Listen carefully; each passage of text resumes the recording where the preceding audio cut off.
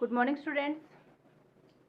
9th class में अपना topic संसाधन के रूप में लोग चल रहा था और इसमें हम लोग जो पढ़ रहे थे वो अपना जो टॉपिक था वो था जनसंख्या की गुणवत्ता।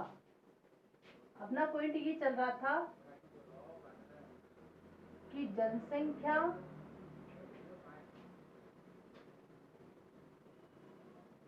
गुणवत्ता। अब देखिए, जनसंख्या की जो गुणवत्ता है उसको निर्धारित करने वाले जो बिंदु है वो कौन कौन से है। जनसंख्या की जो गुणवत्ता निर्धारित होती है उस गुणवत्ता को निर्धारित करने वाले जो बिंदु है अपने पास, वो बिंदु हम निकालते हैं। तो सबसे पहले हम बात करते हैं, तो मैं बात करती हूँ शिक्षा की। दूसरी अगर मैं बात करती हूँ तो वो बात होती है स्वास्थ्य की, और तीसरी अगर मैं बात करती हूँ तो वह है जीवन प्रत्याशा। अभी हालांकि ऐसी बात नहीं है कि ये शब्द आपके लिए सारे नए हैं। हम 8th क्लास में अपन लोगों ने जो मानव विकास पढ़ा था उसके अंतर्गत ये सारी चीजें आई थी। अब अपने पास प्रश्न आता है कि जनसंख्या की गुणवत्ता किससे निर्धारित होती है, या जनसंख्या की जो गुणवत्ता है उसको प्रभावित कौन कौन से कार्य करते हैं। तो पहले तो मैं आपको थोड़ा सा इसका बता देती हूँ कि अपन इसके बारे में क्या पढ़ने जा रहे हैं। देखिए, अगर एक क्षेत्र की जनसंख्या है वो जनसंख्या का रूप है कब तक, जब तक हमने उसका निवेश नहीं किया तब तक वो क्या है, जनसंख्या है।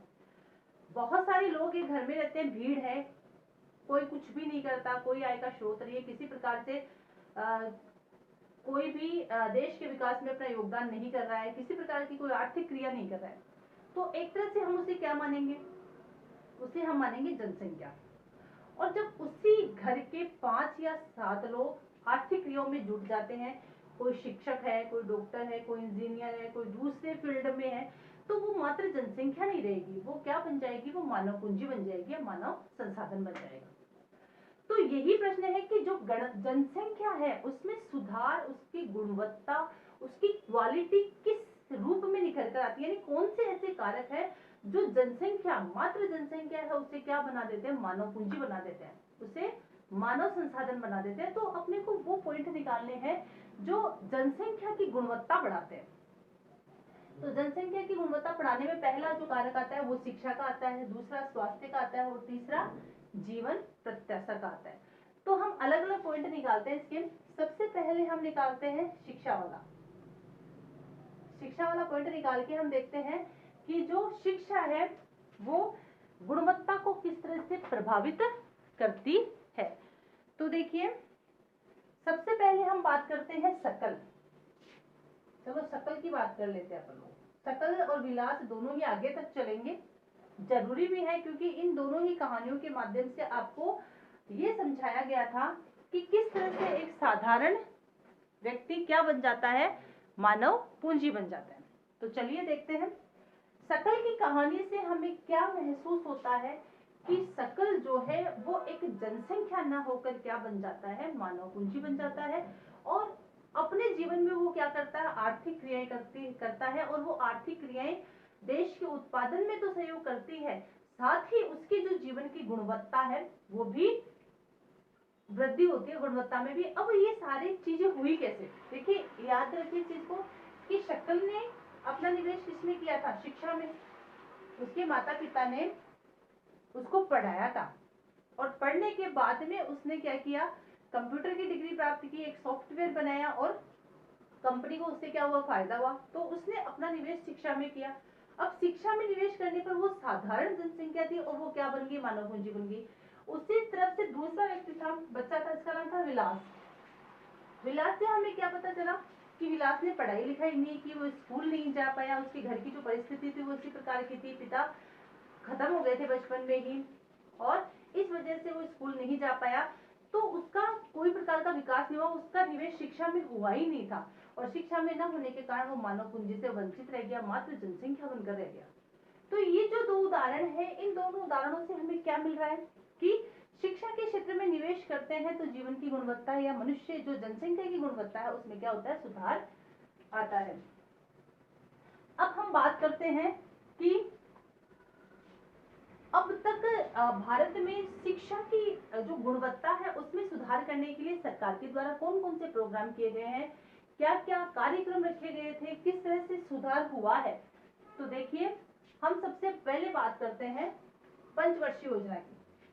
हालांकि आपकी पंचवर्षीय योजना 8वीं तक आई नहीं थी, फिर भी पंचवर्षीय योजना की हम बात करते हैं। तो पंचवर्षीय योजना की शुरुआत में आपको बता देती हूँ 1951।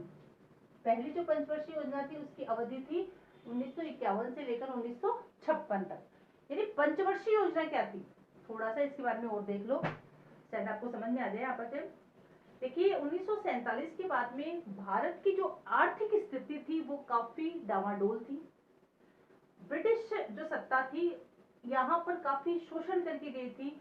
भारत का जो आर्थिक ढांचा था वो एकदम से बिगड़ चुका था। कह सकते हैं कि एक खंडहर के रूप में भारत जो था वो हमें मिला था। हमारे पास इतने संसाधन नहीं थे कि हम बहुत ज्यादा तुरंत प्रगति कर सके। हमारे पास किसी प्रकार का कोई आय का या संसाधनों का विकास करने का कोई स्रोत नहीं था।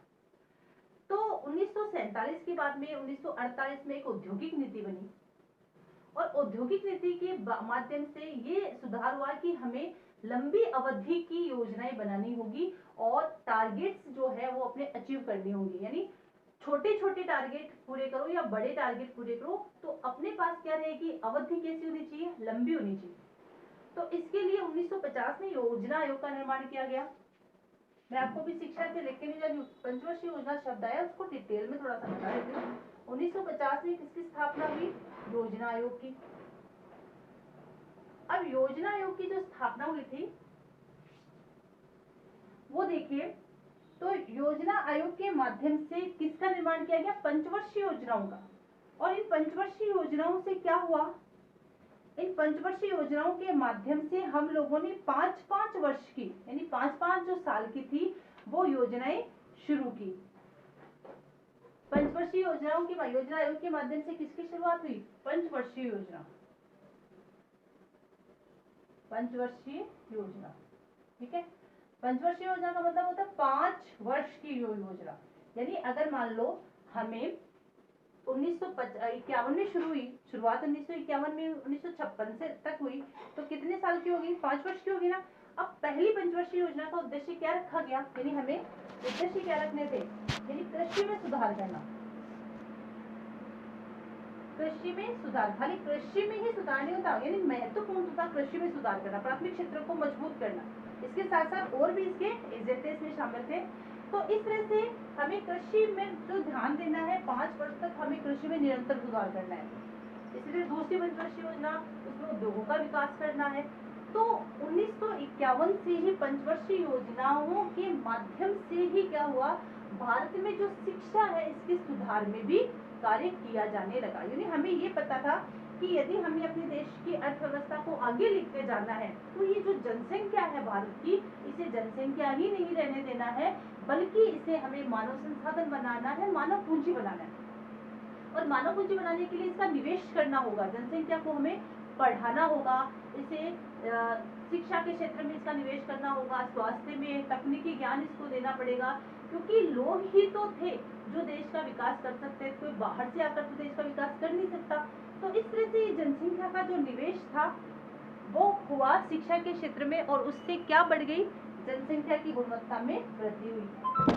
अब वर्तमान में देखिए, ये योजना आयोग यानी हम लोगों ने हमारी जो आर्थिक ढांचा है देश का वो विकसित हो चुका है, और वर्तमान में हम लोगों ने ये जो लंबी अवधि की योजना है इनको बंद कर दिया है, और योजना आयोग के स्थान पर अब क्या बन गया है, नीति आयोग बन गया है। यानी अब जो योजना चलेगी वो 1 वर्षीय चलेगी, 5 वर्ष की आवश्यकता नहीं पड़ेगी, क्योंकि बहुत लंबी 2017 के बाद में यानी 1 जनवरी 2015 को योजना आयोग को खत्म करके नीति आयोग की स्थापना कर ली गई है।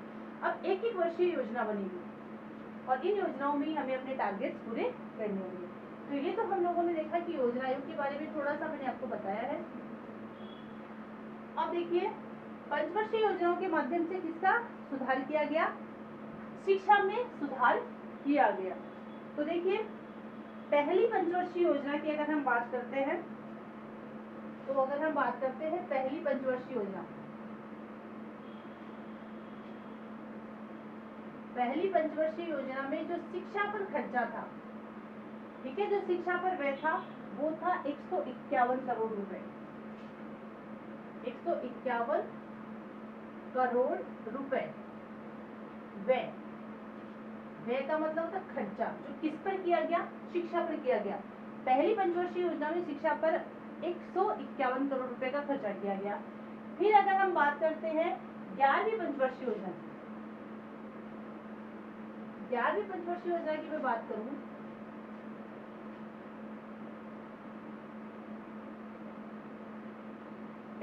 तो इसका 11वीं पंचवर्षीय योजना में देखो ये करोड़ कितने हो गया, बढ़कर खर्चा कितना हो गया है?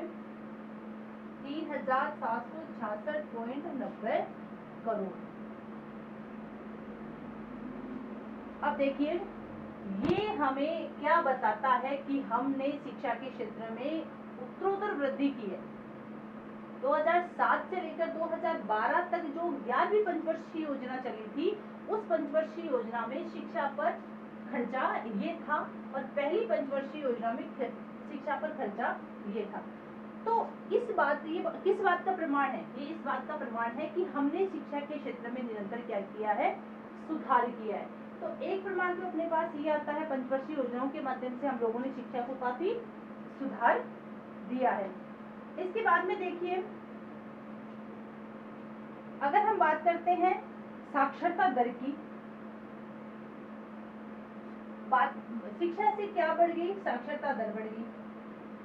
साक्षरता दर की बात करते हैं तो 1951 में जो साक्षरता दर थी और इसके बाद में 2011 की जो जनगणना के अनुसार जो साक्षरता दर है वो देखिए क्या है। साक्षरता दर 1951 में कितने प्रतिशत थी? कितना नीचे थी ये? तो 1951 की अगर हम बात करते हैं तो मात्र कितने प्रतिशत थी? 18% थी। और वर्तमान में अगर हम बात करते हैं 2011 में, 2011 की जनगणना 2001 के बाद 2011 की जनगणना 10 वर्षीय होती है, जनगणना 10 वर्ष के बाद में होती है। तो यहाँ पर हम बात करते हैं तो भारत की जो साक्षरता दर है वो कितने प्रतिशत है? 74% है। तो ये किस बात का प्रमाण है कि निरंतर हम लोगों ने साक्षरता के क्षेत्र में भी क्या की है? वृद्धि की है। इसके बाद में हम करते हैं महिला और पुरुष साक्षरता में भी काफी क्या हुई है? वृद्धि हुई है। और इसके साथ साथ गांवों की और शहरों की जो साक्षरता दर है उसमें भी निरंतर वृद्धि हुई है। इसके बाद में अगर हम बात करते हैं तो सरकार के द्वारा भी शिक्षा के क्षेत्र को बढ़ावा देने के लिए काफी योजनाएं शुरू की गई है, जिनमें 6 से 14 वर्ष आयु के सभी स्कूली बच्चों को 2010 तक प्राथमिक शिक्षा प्रदान करने की दिशा में सर्व शिक्षा अभियान सरकार के द्वारा और अधिक सुधार करने के लिए क्या क्या कार्यक्रम किए गए हैं। इसके बाद में हम करते हैं सर्व शिक्षा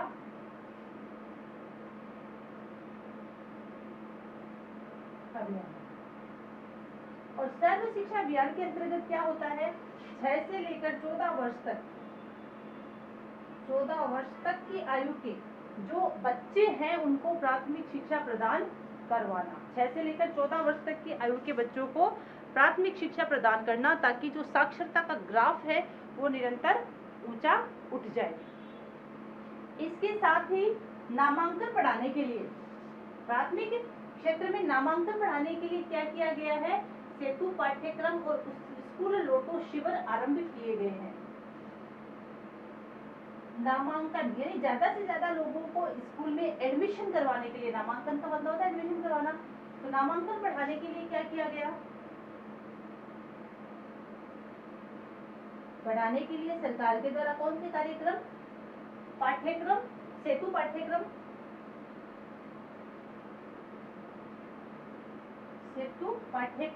सरकार के द्वारा संचालित है ये। और इसके साथ साथ स्कूल लोटो शिविर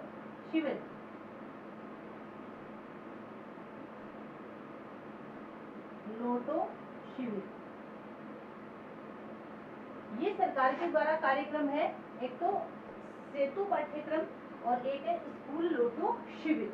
ये सारी चीजें किस बात का प्रमाण है? कि सरकार भी ये चाहती है कि शिक्षा के क्षेत्र में ज्यादा से ज्यादा क्या हो? व्यय हो, और जो ये जनसंख्या है वो किसके रूप में परिवर्तित हो जाए, मानव पूंजी के रूप में परिवर्तित हो जाए। और अधिक सुधार करने के लिए शिक्षा के क्षेत्र में किसकी व्यवस्था की गई है, दोपहर के भोजन की व्यवस्था की गई है। दोपहर के भोजन यानी मिड डे मील जो शुरू किया गया है सरकार की तरफ से कि बच्चों को दोपहर में भोजन प्रदान किया जाए। इसके साथ से बहुत ज्यादा सुधार हुए, यानी उनको दूध देने की व्यवस्था शुरू हुई है, उनको केले खिलाने की व्यवस्था शुरू हुई है।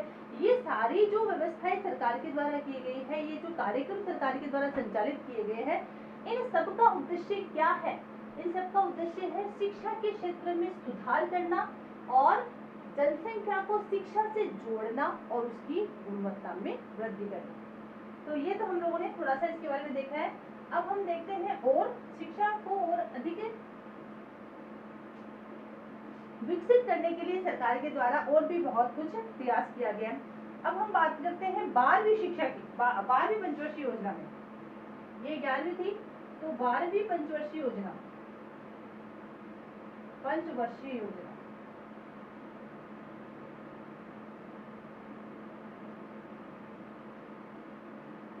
12वीं पंचवर्षीय योजना में क्या किया गया था, ये 2012 से लेकर 2017 तक चली थी 12वीं पंचवर्षीय योजना। तो ये लास्ट परियोजना थी, इसके बाद में योजना आयोग को खत्म करके नीति आयोग की स्थापना कर ली गई। तो 12वीं शिक्षा में, उच्च शिक्षा में 12वीं पंचवर्षीय योजना में 18 से लेकर 23 वर्ष की आयु के जो बच्चे हैं, वर्ष की आयु के जो विद्यार्थी हैं, उनके नामांकन में वृद्धि करने का प्रयास किया गया था। यानी 18 से 23 वर्ष की आयु के छात्रों के नामांकन, यानी ज्यादा से ज्यादा छात्रों को, इस आयु के छात्रों को क्या प्रदान की जाए, उच्च शिक्षा, नामांकन में वृद्धि का प्रयास किया गया।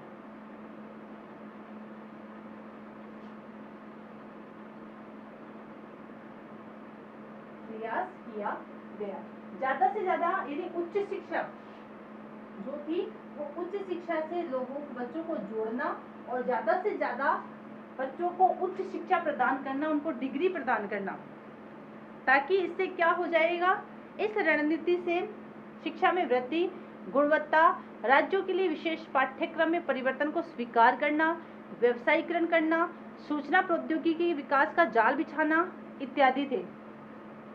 और इसके साथ साथ जो विश्वविद्यालय है उनमें भी काफी, यानी उनकी संख्या में भी काफी वृद्धि हुई है। और जो कॉलेजेस वगैरह है, विश्वविद्यालयों की जो संख्या है वो निरंतर बढ़ी हुई है। तो हम भी ये कह सकते हैं कि अगर हमें उच्च शिक्षा बच्चों को प्रदान करेंगे तो इससे क्या होगा, उनको ज्यादा से ज्यादा डिग्री मिलेगी, देश के विकास में उनका योगदान रहेगा, अलग अलग वो क्षेत्रों में जाएंगे, अलग अलग रूप से देश का विकास करेंगे। तो ये जो सारी चीजें हैं ये हमें क्या बताती है कि शिक्षा के क्षेत्र में निरंतर वृद्धि हुई है। तो आपका जो प्रश्न है वो मैं आपका देती हूँ, आपके इनके आधार पर, यानी गुणवत्ता के आधार पर आपको प्रश्न करना है गृह कार्य के रूप में। गृह कार्य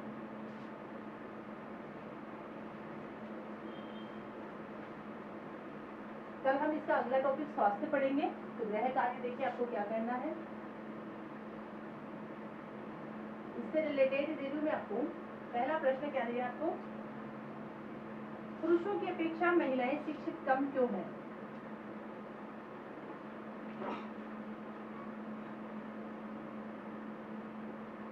महिला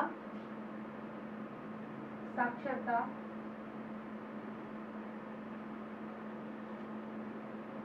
दर कम क्यों है। ये आपके क्लास में भी आ चुके हैं ये प्रश्न, तो बहुत ज्यादा हार्ड नहीं है। क्या 1951 से अब तक साक्षरता दर में वृद्धि हुई है।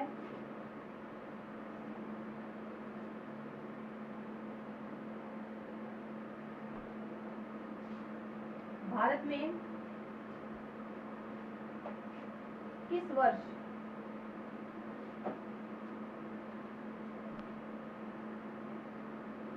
साक्षरता दर सर्वाधिक रही?